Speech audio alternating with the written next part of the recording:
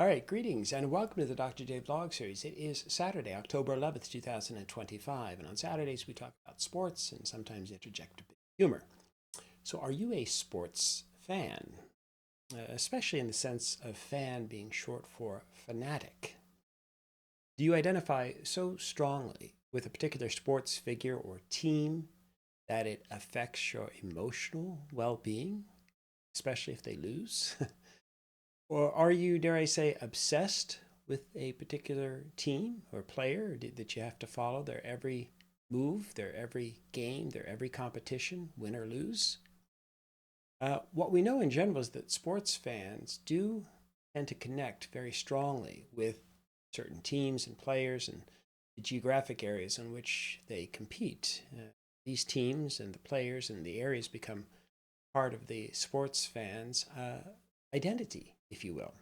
Indeed, social psychologists have actually mapped out the transformation that occurs as people's social identities are involved in categorization, identification, and comparison.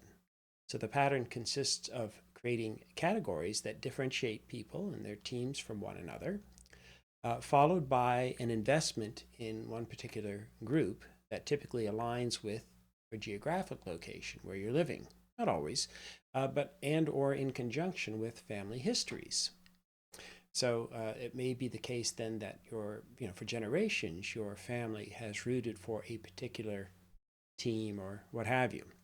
There are, of course, many exceptions, but most people do tend to take into account their family background, their family history, along with the cities and the towns in which they live. And then they use that information to compare their own teams with others and evaluate their success accordingly. The logical extension of these affiliations translates into the communal aspect that we so often see emerging as well. That is to say, fans congregate together in sports bars and other venues to be with fellow fans. I remember being in England at the time of the World Cup a few years back, and when they advanced in the soccer in the World Cup, we were watching in a bar with a bunch of English fans, obviously, and that was quite the experience, to say the least. Um, but yeah, and then of course that also translates into big business. So sports fans then seek ways to publicly express their feelings towards their teams and their cities and their players through the clothing, through the merch, etc., as well as the use of the symbols and the terminology that's specific to a particular team or city. And so fans of particular teams and players often make truly personal, really remarkable emotional connections to these individuals and their teams, and the outcomes of the games or of the players' success has a direct impact on, or can have a direct impact then on their psyches. And then that extends further in the sense that sometimes people harbor these tremendous resentments if players, if their favorite players in particular, decide to leave or abandon their teams. So it's a remarkable set of processes that are involved. And what's even more remarkable to me is the extent to which then this whole the bias that we have, the preferences that we have in sports, end up being tied even to our nationalistic identities as well. So, being from the U.S., for example, growing up, certainly, I always rooted for the U.S. athletes in the Olympics and the World Championships, whatever the sporting event. And I often followed the medal counts too, right? And I was always hoping that my country would come out on top at the end of the competition, based on the medal counts and that sort of thing. And then when I came to Canada 3.5 decades ago, I'd still be rooting for the United States, even if they were playing Canada, my adopted home.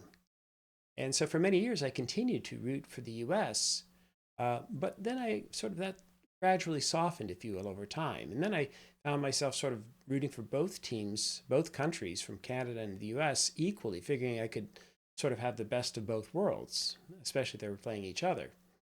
But if they did play each other directly, then I sort of came to a conclusion with respect to the two major sports in particular, basketball and hockey. Obviously, there are other sports too.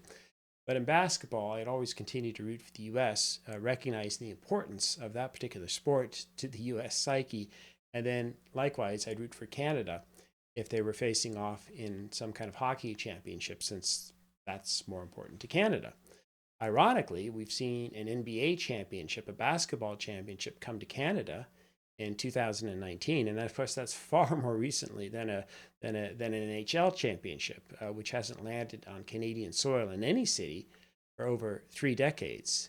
And if you told me back when I came to Canada in 1992 that the Washington Capitals would end up winning a Stanley Cup before the Toronto Maple Leafs, I'd have said you're crazy. But of course, that's what happened in 2018. And the Leafs, in contrast, have been without a Stanley Cup since all the way back in 1967. Now, I did have the luxury of landing in Canada in August of 1992, which was soon followed by the Toronto Blue Jays winning their first World Series championship. So that was incredible. They won 4-2 over Atlanta. And then they decided to repeat in 1993 against the Philadelphia Phillies. And most famously, some of you may recall, the Jays entered the bottom of the 9th inning down 6-5. And then with runners on first and second, Rickey Henderson and Paul Molitor, by the way, Joe Carter stepped to the plate to face the Philly closer Mitch Williams. And with the count 2-2, as a reminder, here's what happened. Here's the pitch on the way, a swing and a belt, left field, way back, Blue Jays win it! The Blue Jays are World Series champions as Joe Carter hits a 3-run home run in the 9th inning, and the Blue Jays have repeated as World Series champions. Touch 'em all, Joe. You'll never hit a bigger home run in your life.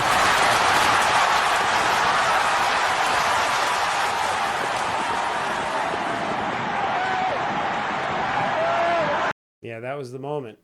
Who could forget that? Touch 'em all, Joe. You'll never hit a bigger home run in your life. Yeah, and so that's a lot of fun, obviously, and it's always fun to watch teams winning, and especially when they do something, or they're the underdogs and that sort of thing, right? And it's fun again this year watching the Toronto Blue Jays making a run. They've just knocked out the New York Yankees, and they've advanced to the American League Championship Series. So we'll see what happens. But this team probably, that is the Blue Jays this year, probably has the best chance of getting to the World Series and possibly even winning it, certainly since that 1993 series. Am I a fan of the Blue Jays? Sure.